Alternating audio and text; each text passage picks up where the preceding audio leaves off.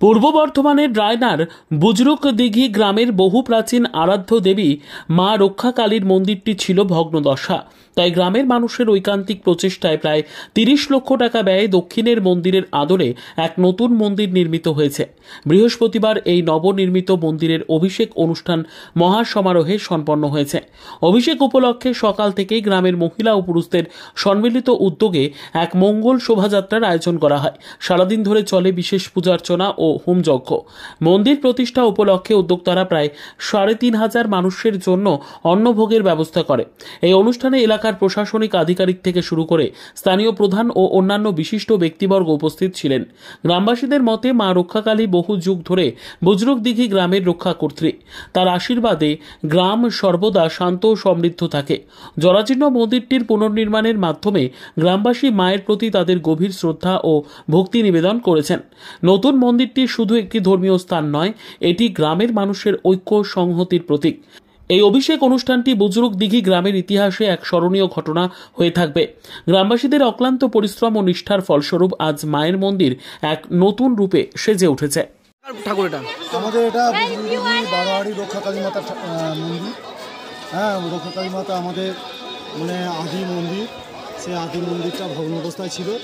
সেই ভগ্ন অবস্থা থেকে আমরা পুনরায় মন্দিরটার পুনর্নির্মাণ করলাম। কত টাকা ব্যয় নির্মাণ করলেন? এখন সেরকম হিসেব তো হয়নি, তবে আনুমানিক 25 থেকে 30 লাখের মতো। এটা কত বছর পুরাতন? জিজ্ঞাসা করেছি আমাদের যে বয়স্করা আছেন বা যারা আমাদের মোড়ল আছেন, ওনারা বলছেন আমরাও জানি না এটা কবে থেকে যে আমাদের পুজো শুরু হয়েছে আমাদের গ্রামে জানি না। এটা খুব সুপ্রাচীন।